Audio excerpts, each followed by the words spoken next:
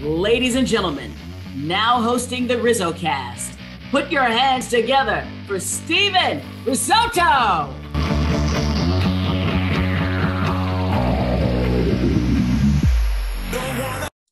What is going on, everybody, and welcome. This is episode number 95 of RizzoCast. I'm Steven Risotto, and today I'm joined by a very special guest. He is a former Major League Baseball All-Star left-handed pitcher and current motivational speaker. He's done work as a community ambassador in the Giants organization, and his story continues to live forever through that franchise and through the baseball world. It is Mr. Dave Dravecky who joins the show. Dave, how you doing? Welcome. Thank you, Stephen. Looking forward to talking with you today. And you've written a few books too. I have one of them right here. I just in preparation, I haven't read the whole thing yet, but I don't know if you could see with my background. Here's Comeback.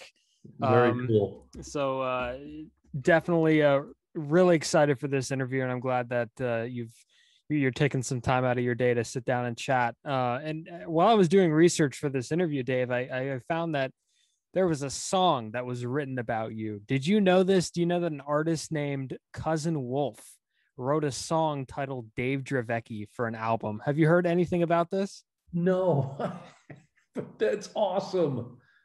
I'll have to send you the song. It's got a nice, I don't know if it has your name in the lyrics, but Dave Dravecky, there's a song called Dave Dravecky. So I'm glad I could break that news to you. Yeah, thank you. That's pretty crazy. Anyways, we got a lot to get to, and I know many people talk about your incredible story, and we'll get to that in just a little bit. But what we never hear about is Dave Dravecky, the baseball fan. Now, I know that since you've been retired, you've kept up kind of with the game. Are you still someone that will, watch every Giants game and keep up with the league and the way things are going? Absolutely. Yeah. Stephen, I've got the MLB package. And so I follow them consistently, try to catch them every night, and try and stay connected with, the players, the moves, who's up, who's not, because as an ambassador, when you go to the ballpark and you're spending time with fans, obviously you don't want to be caught off guard, and they'll ask you questions about a certain player, and the next thing you know, you have no clue who they're talking about. And so I really do try to stay connected with the ball club. Plus, it's being a part of the organization is like being a part of a family. And so staying connected just allows me from a distance to be able to still feel like a family as I sit and watch them play. And obviously it prepares me for when I go into town to see the Giants play and spend time with the fans. And how often do you turn on the TV and, it'd be the fourth inning in the bullpen, there's a guy warming up in the bullpen. Do you always say to yourself, man, it's a different game now? Starters aren't going 8 innings and 9 innings. Do you ever turn on the TV and go, wow, this is different from when I played? I turn on the TV, but I don't do that. It might be a little bit more intense, a lot more than just, wow, this is different than it was. Because for me, being an old school guy, I like the starting pitcher going, 7, 8, 9 innings. And to be honest with you, it's frustrating when I watch and I see the manager come out after 4 innings. And what's even more frustrating is he's coming out because the guy's thrown 95 pitches. And, on a regular basis, I was throwing 95 pitches through the course of a 9-inning game. And so that part of the game has been really hard for me personally, being a starting pitcher. But at the same time, I understand that the game has changed, and obviously, I respect where it's going, whether I like it or not. You have to respect where the game is going, and I'm still a huge fan of it. So it certainly doesn't distract me from wanting to cheer for my Giants. And growing up, were you always kind of attached to baseball? How was that something that kind of developed into, as a hobby? And then how did it kind of develop into more of a lifestyle? Yeah. You know what? I grew up in a family. I had 4 other brothers. And so we all played. Mom and Dad ran us all over the place, whether it was, to a gym for basketball, to a football field where we played football, or to a baseball field. And so I was actively involved in athletics, even ran track when I was in grade school. So I was actively involved in a lot of sports during that period of time, which brought me to this incredible love for baseball. And I think it really happened when I was in high school. There was a school that was recruiting me to play football out of grade school. And I loved football. It was actually my first love. But the only problem was the school that wanted me to go there and play high school football didn't have a baseball program. And so I thought, well, I'm going to go to the local high school that has the baseball program. And so as a result, I ended up going to Boardman High School, where I played baseball and basketball. And the reason why I switched from football was because the football coach said, if you're going to play football for me, you can't play baseball. And I said, well, then I guess I'm going to be playing baseball instead of football. And I wanted something to help me stay in shape for baseball. So for the heck of it, I just went out and tried out for the freshman basketball team. And I was the 13th guy picked. And I thought, if I just put some effort into this, I might actually end up getting to play a whole lot more and maybe having an impact on my basketball team. And so I did that. And it became a great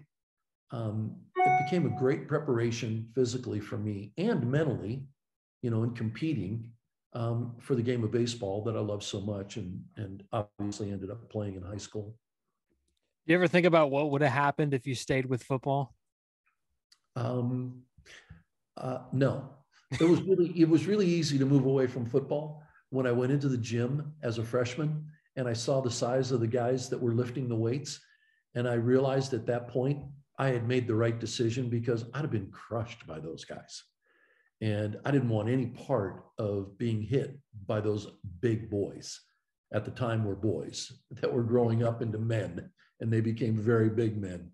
And if you're familiar with the Youngstown area at all, it's, where Jim Tressel took the YSU Penguins to several championships. It's where the DeBartolo family is, and the 49ers come in and always make a swing through Youngstown and have practice. And so football is huge in the Steel Valley.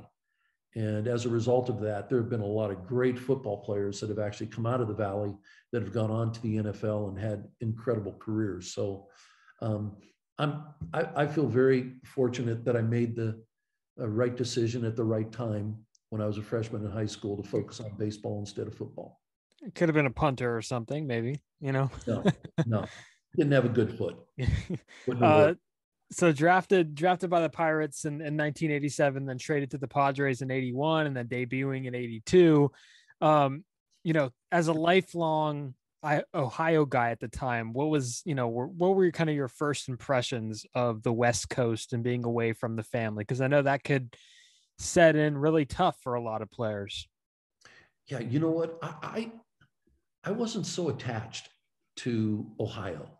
As much as I loved it, it was my home. It was where I was born and raised. When I had the opportunity to get out, oh man, I was on an adventure. And so it was so much fun to be able to, when I signed with Pittsburgh, I went to Charleston, South Carolina, and then came back and got married. And then my wife and I, the next year, went to Buffalo. And then we went back to Buffalo, New York. And then from there, I got traded, and I was in Amarillo, Texas. And then I went to Hawaii. So I was traveling all over the place, and we were actually enjoying all these places where we called home for a short period of time during the summer. And so when we ended up being in California and getting to the big leagues, it was really easy to just say, hey, mom and dad, come on out and enjoy what we're experiencing out here. So the ties are still there. My family still lives back there, the majority of my family. And obviously I have incredibly fond memories of growing up as a boy in Ohio and playing baseball. And I'm a huge Buckeye fan. And so, there's still a lot of Ohio in this kid who has traveled all over the place for most of his life. And you're a little older than him, but you and Tony Gwynn kind of came up to the big leagues around the same time. I know a little older, but still kind of around the same time. How special was it to have the opportunity to play with him? Because we don't really see, baseball players anymore like Tony Gwynn and like the way he hit and using, they nicknamed it after him, the 5.5 hole on the left side of the infield. And, he had speed. He was a good outfielder. He was a good person. Tell me what it was like to play with Tony Gwynn. Yeah, I'm really grateful you brought him up, Stephen, because he really is. He was an incredible individual, and I had the privilege of actually watching him from his minor league days get to the big leagues with me, and then watch his career as a teammate, and then as an opponent for a few more years with the Giants. And so, experiencing that was really special because you realized, like watching Barry Bonds, that you were watching someone very special, someone very rare in relationship to his talent. But the other thing that was so impressive about Tony was just the way he carried himself on and off the field. A strong family man. Matter of fact, I remember many times Alicia coming and telling us that Anthony, their son, had been chasing my daughter around the playroom where the kids were being babysat during the game, and he was trying to kiss her. And so, it was just, our families were close. They were there when we were in Hawaii, and I gave birth, my wife gave birth to our first child, Tiffany. Just a lot of wonderful memories around this extremely gifted man, but even more importantly, amazing human being. Just a wonderful, wonderful guy, and just so sad to even be talking about him knowing he's not here. But at the same time, he's left a wonderful legacy behind and some amazing memories for me and many of my teammates, and especially us buds that were in the minor leagues together, because Tony never forgot and always remembered all those guys. And that was really special about him. And an excellent coach too in San Diego at the college level. And he was someone who a lot of current big league players look at as, a father figure, a mentor. And speaking of coaches, another guy that ended up having a really good big league career, not just as a player, but as a manager, you played with Bruce Bochy. He was the backup catcher in San Diego. And when you were there, and you guys crossed paths later, of course, in San Francisco, you got to see him a lot. Explain your kind of relationship with Boch, because I'm sure you guys are pretty close knitted. Yeah, obviously, being Boch's teammate was a unique experience. I remember rooming with Boch during spring training for a couple of nights before we got into San Diego, and we were on the tail end of spring training at the time, and we were going through Palm Springs. And I remember, we were getting ready to play the Angels in Palm Springs, and in the morning, first thing in the morning, man, he's got country western music on. We get back, he's got country western music on, and it's nonstop. And all I can remember, when I think of Bochy, all I hear in my head is Sweet Home Alabama. And it just keeps playing over and over again. Boch was a quiet guy. He wasn't, there are guys that are out there. Boch wasn't that guy. You could tell he was cerebral. When it came to the game, he understood the game well. And he called a good game behind the dish. So the things that I remember about him, number one, he was a great teammate, and number two, he was really good at his craft. Unfortunately, he was backing up Terry Kennedy, so obviously he gained a lot of wisdom in his role and went on to be, a Hall of Fame manager. There's no question in my mind that Boch is going to be a Hall of Fame manager. And it's just a matter of time before he gets elected into the Hall. I think one of the things that probably was even more special to me and Jan personally. You know, when you're out of the game for a while and you reconnect with your old teammates, it's really different. You know, we've lived enough life to have a greater appreciation for each other, for where we find ourselves. And actually, as an ambassador with the Giants, I got to know Bochy a whole lot more than I did as a teammate. And, you know, when you're playing, you know, the pitchers, they hang together. The regulars, they hang together. You know, utility guys, they hang together. It seems like there's these little groups that kind of find their niche, and then you move through the season and you support one another. But, you know, when you're away from the game, you know, you find yourself hanging with your guys. Well, all of a sudden that's over. And I'm finding myself developing really close relationships with Will Clark and Robbie Thompson, Chris Spire, you know, and Bochy. And so, you know, we got to spend some time with Bruce and his wife when I would come into the city, when we actually lived in the city for a while, and had a chance to spend a lot of wonderful time with those guys. And, you know, obviously it was a lot of it was around baseball, but I found that we were a lot closer during that time, you know, just because of where we were at in our stage of life. Our kids were having kids, you know, and so there was just a lot of stuff in common that, you know, that allowed us to be able to relate together in a deeper way. And I think in a better way. And something to the notion of seeing them off the field and the way that they're, you know, they conduct themselves off the field. So traded to the Giants, 1987. And then after the 1988 season, you got the news that there was the cancerous tumor in your pitching arm. What was the first thing that went through your mind? Was it fear, anger, frustration? What was kind of the first of those emotions to go through your mind? Hope, maybe? Well, you know, Stephen, I think the thing that was initially hit us was shock. And part of the reason why was because prior to going in and having the MRI to determine what this mass was that was in my left arm, we were considering the possibility that it was Blocker's bruise. Blocker's bruise was a term back then that was used in the NFL.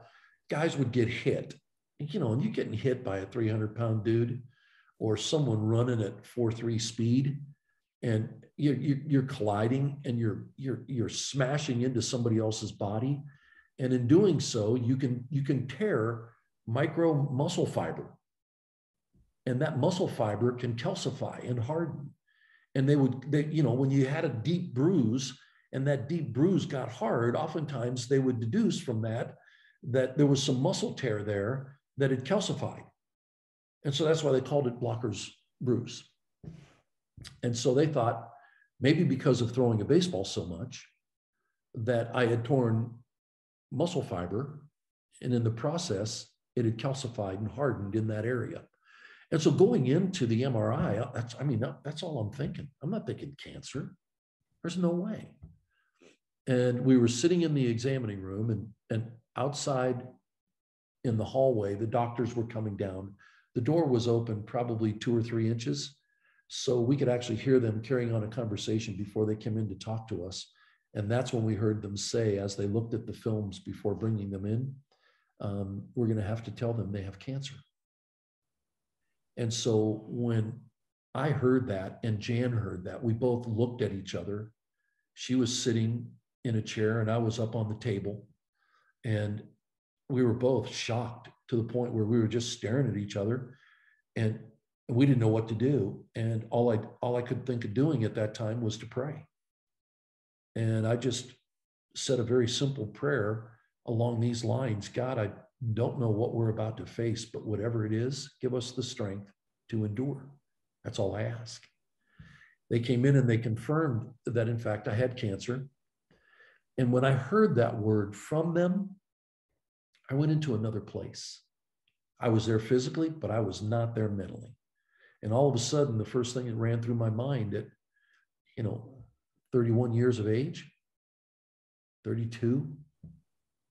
If I die from this disease, who's going to marry my wife? And that person's going to end up raising my children. And then, all of a sudden it's like, will this person love them as much as I do? But I have to be honest, Stephen, the scariest part of it was, will this person love them more? Because I knew who I was. And even as a Christian, I wasn't perfect. And I had made mistakes, and I hadn't been the best dad, and I was an absentee dad. I mean, I'm playing baseball, traveling half the time somewhere in the country and away from my family. And the other half of the time that I'm there, the kids go to bed before I come home, and they wake up and go to school before I wake up. And so I rarely saw my children. And so it was a real gut check. That moment was I think, the real gut check for me as I was facing this thing called cancer. Was baseball even in the thoughts at all? Was it even near the top of the list of thoughts? No, it wasn't even close. Until I heard the doctor say, outside of a miracle, you'll never pitch again. And in that moment, I thought to myself, well, okay, I trust you. You know what you're talking about. You've seen what has invaded my body. You know what you're going to have to do. You know that more than likely removing the mass along with 50% of my deltoid muscle is going to make it almost impossible. And according to you, outside of a miracle, it won't happen, is to be able to throw a baseball again. But at the same time, just because you have said that doesn't mean that will be the outcome. And so I have to move forward trusting God with this process. And so not only will I trust God, but I've got to trust you with this process, Doc. I got to trust all the nurses, all the therapists, all the trainers, all the people that would play a part in encouraging me, my teammates, my family, the organization, their support. All of those people came together, and I would have to trust them through this process to hopefully get back to the mound. But the most important thing that I had to focus on was my health first. Take care of the health. And once you get your arm back to a place where everything looks good, and the doctors say you can move to the next level of training, then you move. And then when they say you can move again, you move. And the reason why I took that approach was because I didn't want to wonder for the rest of my life, had I not attempted the comeback, as to whether or not I would have been ever able to pitch again. I did not want to live with that question looming over my head. Just because you walked away and you didn't try, you never would have discovered whether or not you were capable of coming back. And so Dave was not going to live there. He wasn't going to go down that path. He was going to say, look, we'll take it one step at a time. And as it comes, if it's a thumbs up, then I'm moving forward, man. And gosh, I'll tell you what, August 10th, 1989 was a pretty sweet day, Stephen. Mm-hmm. Yeah, that's where I was going to go next. August 10th, 1989. I mean, obviously we know what the reception was with the fans at Candlestick Park. It was crazy. They standing ovations all over the place. But what was the reception from inside the clubhouse and teammates and coaches? What was kind of the response that you got from them? It's really interesting. It's hard to recall the response of my teammates, but what's been really sweet is I've had a chance to spend time with Mike Krukow and Robbie Thompson and Kevin Mitchell and Jeffrey Leonard and Will Clark. And to be able to sit and listen to them tell their side of the story when they were in the clubhouse watching me was overwhelming. To hear them say, there was no way you were going to come back. This is just crazy stuff. And to hear Mike Krukow and all these guys talking about when you were there and you started throwing, we were like, oh my gosh, what's going on? This is unbelievable. So, I mean, they were doing what I was doing. The only problem was I was so wrapped up in what I was trying to do, which was accomplish making a comeback, that I didn't recognize and I didn't see the impact. I mean, guys like Atlee Hammaker, who's one of my closest friends to this day. I mean, oftentimes we will talk and he'll share what was going on in his heart as he watched me go through that process. Scotty Goreltz, Brett Butler, Greg Litton. I mean, Jeff Brown, you could go down the list. And it's just amazing when I sit and I listen to them talk about what was going on in them as they were watching me.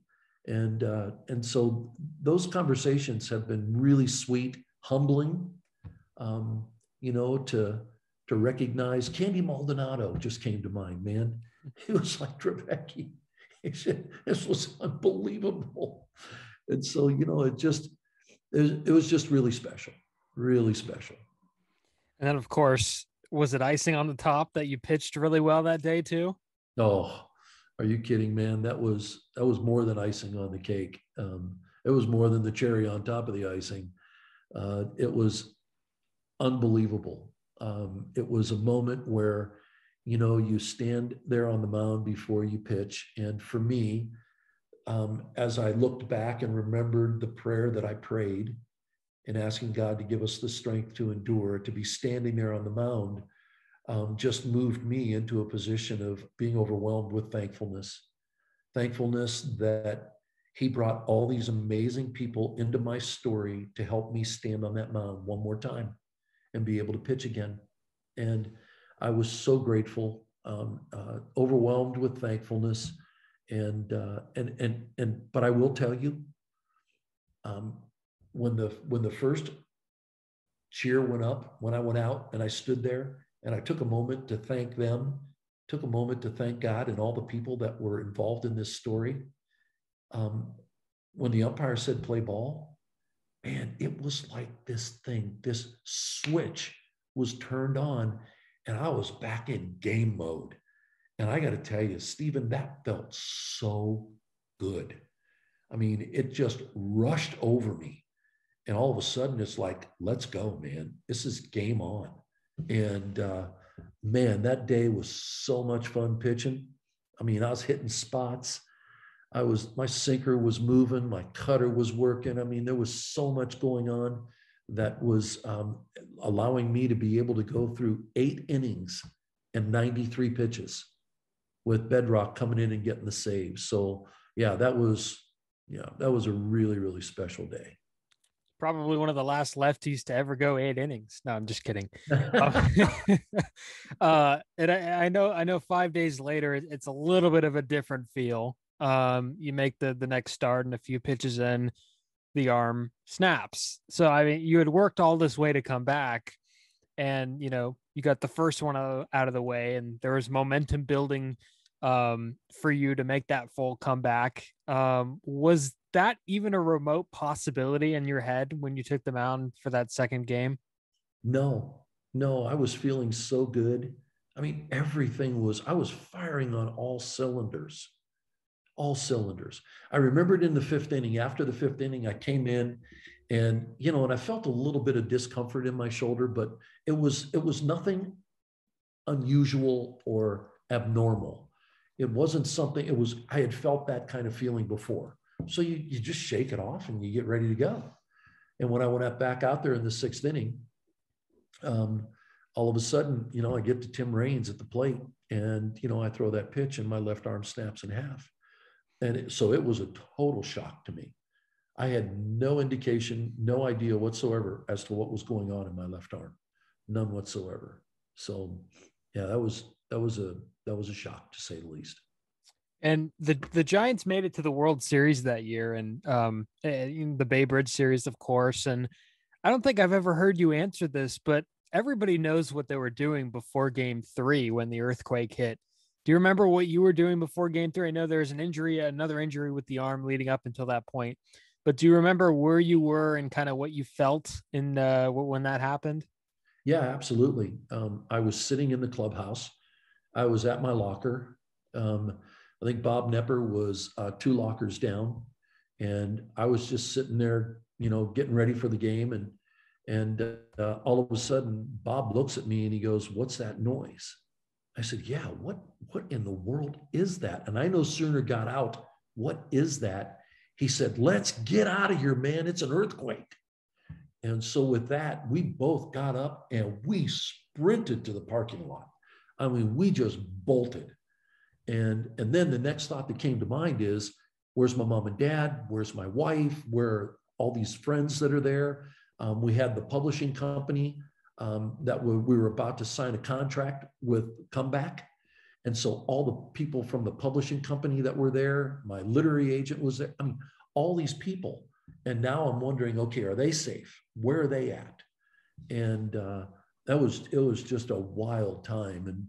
And fortunately, over time, and what didn't take very long, the players had their families come to them, and we were able to reconnect. And the next concern was our kids, because they weren't with us and they were back at the apartment down in Foster City, and we were wondering if they were safe. And unfortunately, we couldn't get in touch with them, and we had to wait until we actually got home, and a 20-minute drive ended up being a 2.5-hour drive. And fortunately, when we got there, the kids were fine. A couple of things got knocked off of shelves, but for the most part, everything was okay. Hey, things are replaceable. So absolutely. Then a few years go by, of course. The left arm might not be improving the way, you hope, and it gets amputated. So, I mean, it's been over 30 years since that has happened. I mean, looking back, 30 years is a long time. I mean, it's almost like your life was kind of split in half a little bit. So is there any reflection after 30 years of since the left arm has been amputated? Yeah, I've had the opportunity to reflect a lot. I've had the opportunity to just go back and think about what happened, the memories around that event, the platform that was established for me as a result of going through pain and suffering, that has given me the opportunity to travel the country for 30 years telling my story. And I have to tell you that oftentimes I've been asked, did you feel like something was taken away from you? Do you regret anything that happened during that time? And my response is always no. I don't think, as a matter of fact, nothing was taken away from me. I was given the opportunity to play Major League Baseball. The first day I put that uniform on, my dream came true. The next 7 years and 115 days, that was the icing on the cake, Stephen. So nobody expected this kid from Youngstown, Ohio, to ultimately become a major league pitcher and last in the big leagues for almost 8 years. Nobody expected that. And so when I look back on that, I look back on that with thankfulness. And part of it is that I'm able to look back and I'm able to see all the people that played such an incredible role in my life, that allowed me to help to experience that dream coming true. I think about my dad as a coach, and my mom and dad both, never trying to live their dream through me. And they were just my cheerleaders. They were on my side, rooting me on the whole way. And I think about the encouragement that came from that. I think about the words that my dad has shared often with me. Work as hard as you can to be the best you can, but more important than anything else, have fun doing it. So there's too many people that are doing things that they're miserable in, and as a result, they live miserable lives. And so I've always carried that mantra with me to enjoy. And so all those years in the big leagues, man, I was just a bigger version of my little league self, playing baseball and getting paid for it. And I absolutely loved it.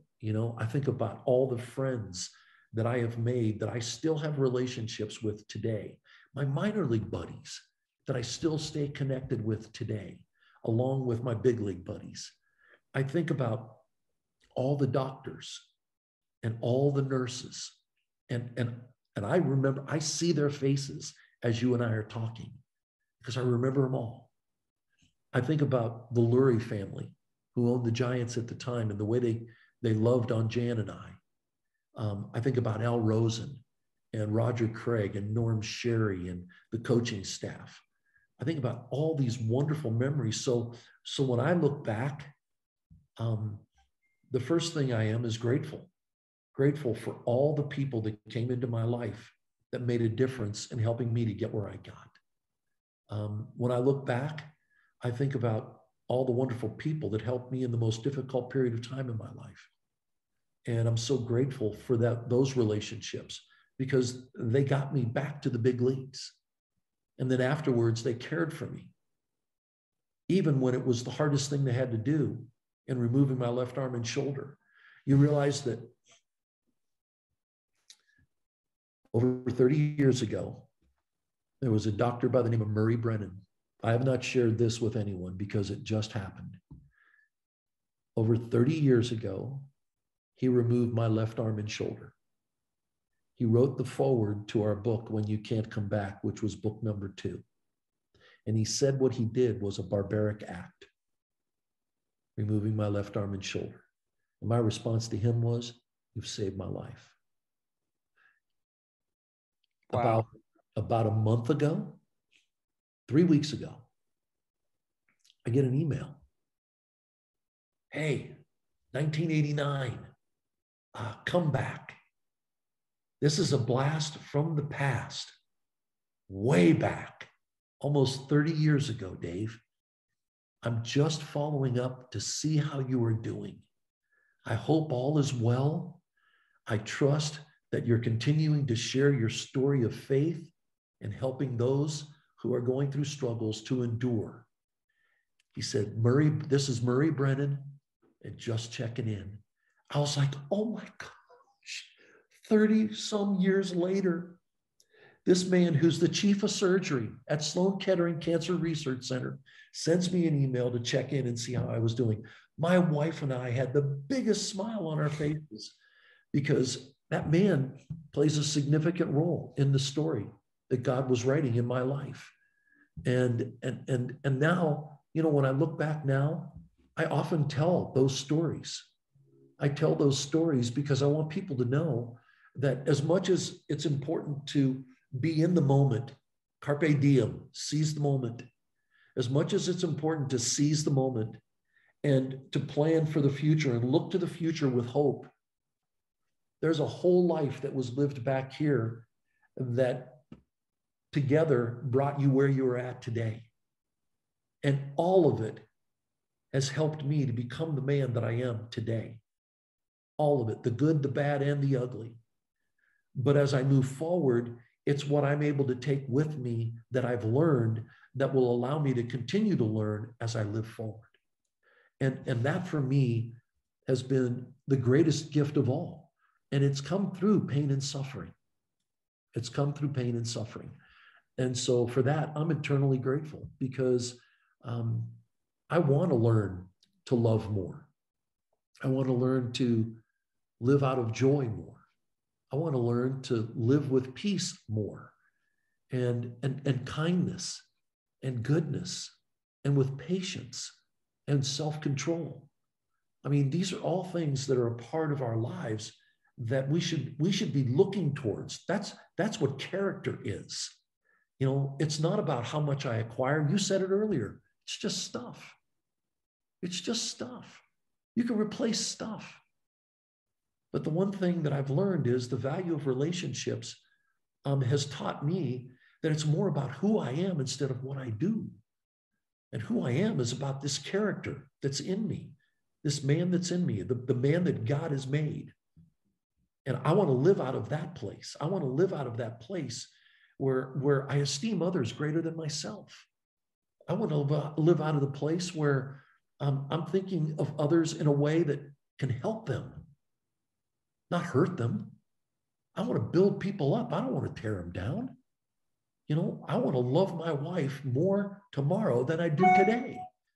My kids are almost 40 and 37. I love them more today than I have ever loved them. And they've given me 4 grandkids. I mean, being a grandparent, Stephen, is one of the most incredible gifts in the universe. And I love being a grandparent to my 2 grandsons and my 2 granddaughters. And those are the kind of things that I cherish. And so, yeah, it's really special to be able to look back and to see where I'm at and all that I've learned through mostly the tough stuff. Dr. Murray, if you're listening, you saved Mr. Dravecky's life. So there we go. Just putting that out there. And you mentioned in your book that, and in a few other different interviews that you've done, that you figured that if you ditch the arm, you'll ditch all the problems and all the problems will go away. Yeah. And once it was gone, I know you've mentioned before that there was kind of an identity crisis that you went through, and there was marriage counseling, there was anger classes. How much did your wife, Jan, play a part in kind of bringing your spirits back and transforming yourself to the person, back to the person that you really wanted to be? Yeah, that's a great question, Stephen. I mentioned the good, the bad, and the ugly as a part of my story. When I was going through the bad things, it was hard to articulate the pain, the stuff that was going on inside of me. And as a result of that, I became verbally abusive. I became very angry because I didn't know how to articulate what was going on inside of me. And unfortunately, the ones I loved the most were the ones I took it out on. And what Jan has shown me through all of this, and she would remind me all the time, look, I know you're hurting right now, but this isn't who you are. I know your heart. I just want you to know, I know your heart. And as much as I would resist and fight that, she showed me grace in ways that I didn't deserve, but she gave it anyway. And I am so grateful that in her showing me that grace, I was actually able to run into and understand the grace that God has for me in the midst of my struggles. None of us are going to be perfect, at least not here on this planet. And what I've learned is the struggles have brought me to a place of understanding the significance of being vulnerable and opening up to that pain, actually looking for the help to get through that pain by understanding how to articulate it and talk about it. And so we both went into counseling. And while we were in counseling, I discovered that I had incredibly poor communication skills. And for obvious reasons, that's why I couldn't get out what was going on inside. I couldn't identify it. And so my only way to deal with it was to be angry. Well, I discovered that I didn't have to be angry. I could diffuse the anger by simply identifying what in the world was going on inside my heart. And 9 times out of 10, what nudges us towards that place of anger is fear, frustration, or hurt. And so as I learned that, I was able to identify what was going on so that I could actually deal with that instead of getting angry. And it became this beautiful process through counseling of being able to heal and heal with my wife in relationship to this. The other aspect that we both needed was medication, and I'm not afraid to say that through our depression, we were on medication. We're living in a time in our history right now with all that has happened over the last 2 years with many people. And we've seen it where it's become public that athletes are talking about their depression. I was dealing with this 30 years ago, Stephen. I was dealing with the reality of the fact that depression does exist. I was learning then the power of being vulnerable. And in being vulnerable was the beginning of healing. And so as a result of that, I was overwhelmed by going through the counseling and learning, learning all that I could learn in the midst of going through the counseling. And then to get on the medication, which helped to bring balance with what we now understand is serotonin in our system, that chemical, it helped to get me to a place of normalcy where I didn't feel disconnected. It helped Jan to get to a place of normalcy where she didn't feel disconnected. And that's when we began the healing process moving forward. And as a result of that, when we got out of the first round of counseling, which was 18 months, she asked if I wouldn't mind going to a counselor in Colorado where we had just moved and to deal with my anger issues. And I was like, absolutely, let's go. Because I didn't want to be that man anymore. And I didn't have to be that man anymore. I didn't ever have to show anger. But I needed to figure out how to deal with it. And so for the next 12 months, after that 18 months, I went into counseling to deal with my anger. And I learned the tools that were necessary to be able to combat being Mount Vesuvius. And, I had a lot of help with my heritage. I'm Italian and Slovak. Those two things rubbing together can produce a lot of friction. And so that 12 months of counseling was such a gift. I look back on that now. I'm so grateful, first of all. In the midst of my story, everybody always looks to the physical pain, to the loss of the arm. It's hard to understand the emotional pain, the struggle spiritually. How do you deal with that? How do you get through that? How do you get to the other side healthy enough to live life, a full life? And that was my process. And that's a process that anyone can embrace, especially if they find themselves in that deep, dark hole. The only thing you got to do is admit it and then seek the help.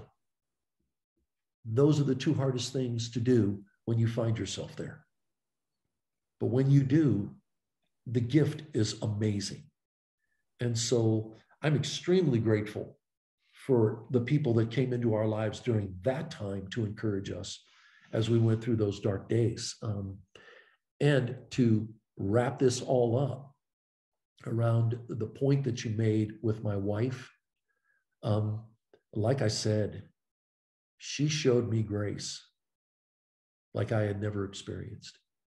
She showed me love like I had never experienced. She really didn't have to put up with this guy, but she loved me so much, and she had so much grace for me that it was through that love and that grace that helped move me through this process of healing. And I'm so grateful for that, because as a result of that, it simply reflected the amount of love and grace that God has for me.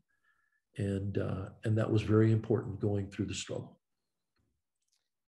That's some powerful stuff. And I mean, you've told the story for so many years. And does it ever get tiring telling the story? Do you ever, like, whenever you get requests like this, do you always go, oh man, another one? Or is it kind of just another opportunity to maybe change someone's life? Yeah, the latter of the two. It's an opportunity through my story to actually, hopefully, to plant a seed, to maybe nudge someone to get the help that they need, or to think through the things that I'm saying and try and understand where that fits in your own life. So yeah, this is something that I enjoy doing thoroughly. My father still wonders, and he's 91 now. He still wonders when I'm going to grow up and get a real job, because I'm having so much fun doing what I'm doing, Stephen.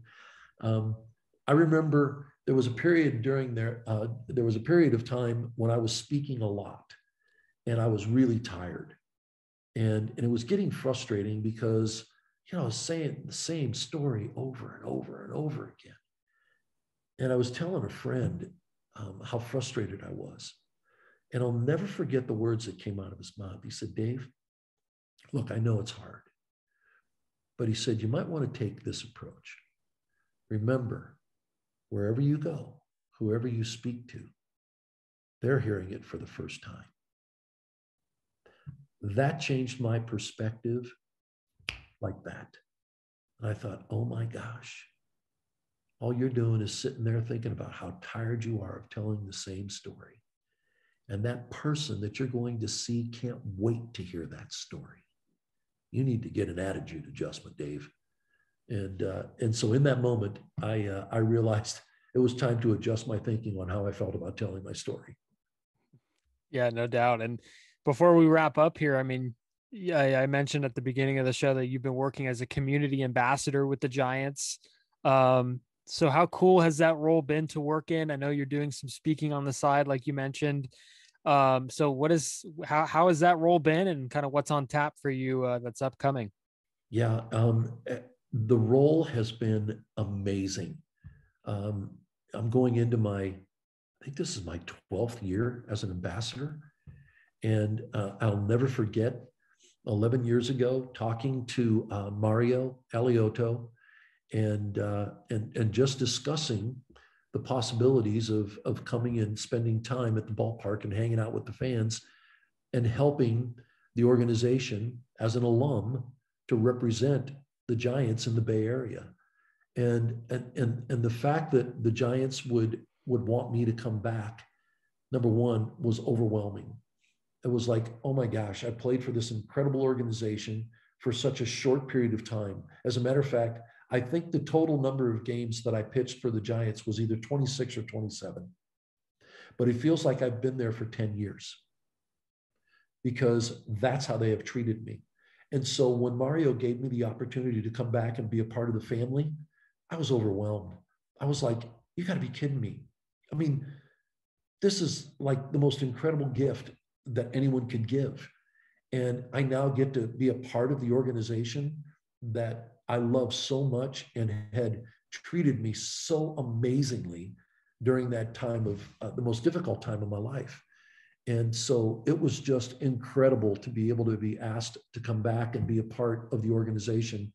And now getting the opportunity to tell my story in the context of the Giants story when I'm with fans, to be able to hang out with fans, to help sponsorship when it comes to the businesses that are sponsors at the ballpark, and to spend time with the clients and to hang out with them and talk baseball and talk Giants baseball and share my story has just been amazing. I mean, I feel as though the Giants are the ones that I've received the most amazing gift of all by getting the opportunity to do that.